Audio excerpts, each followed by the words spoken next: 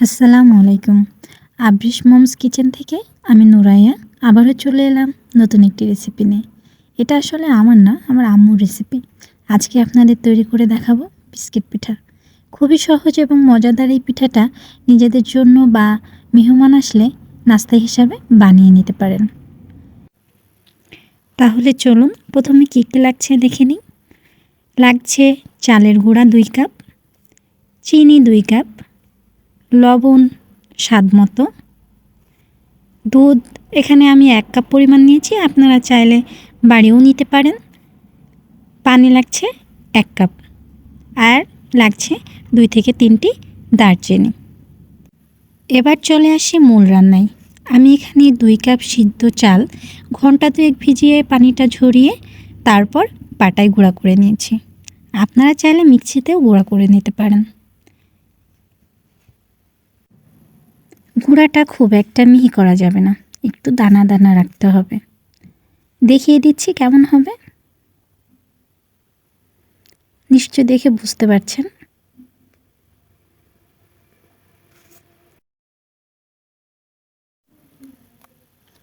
এবার কড়াইয়ে দিয়ে দিচ্ছি দুধ ও পানি।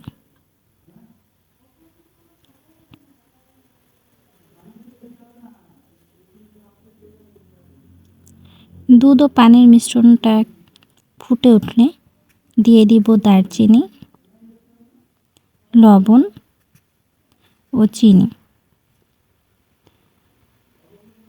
ভালোভাবে নাড়িয়ে উপকরণগুলো মিশিয়ে নিতে হবে। শিরাটি যখন ঘন হয়ে আসবে তখন 2 আঙ্গুলের সাহায্যে দেখে নিচ্ছি, কোনো তার হবে না। ঘন আর চিটচিটে ভাব আসলেই যোগ করব চালের গুঁড়ি। একসাথে সবগুলো চালের গুঁড়া দেয়া যাবে না, একসঙ্গে চালের গুঁড়াগুলো সব দিয়ে দিলে দলা পাকিয়ে যাওয়ার সম্ভাবনা আছে। তো এইভাবে ধাপে ধাপে চালের গুঁড়োগুলো অ্যাড করব আর অনবরত নাড়তে থাকব।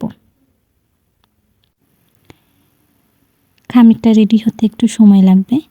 এই ফাঁকে আপনাদের একটা কথা বলে রাখি, যদি আপনাদের এই রেসিপিটা ভালো লেগে থাকে তাহলে অবশ্যই সাবস্ক্রাইব করে আমাদের পাশে থাকবেন।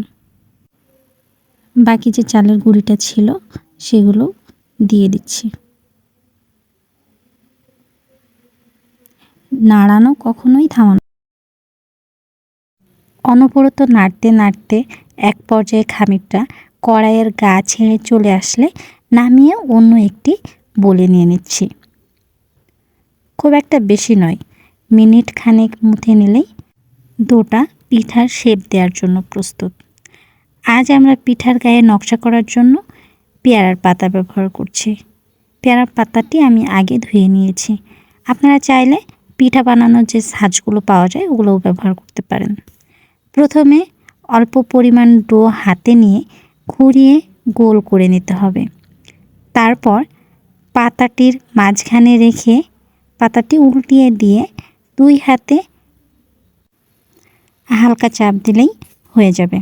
আপনাদের সুবিধার জন্য আরও একটি পিঠা বানিয়ে দেখিয়ে দিচ্ছি।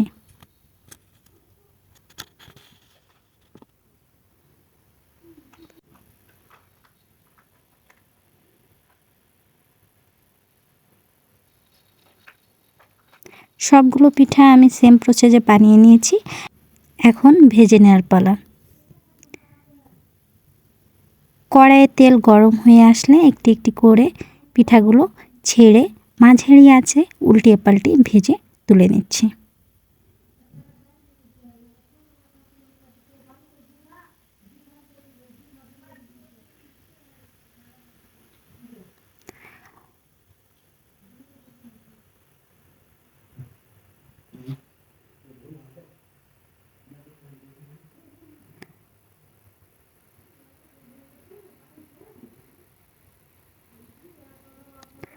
অসম্ভব রকমের মুচমুচে এবং টেস্টি এই পিঠাগুলো আপনারা বাসায় বানিয়ে খেতে পারেন।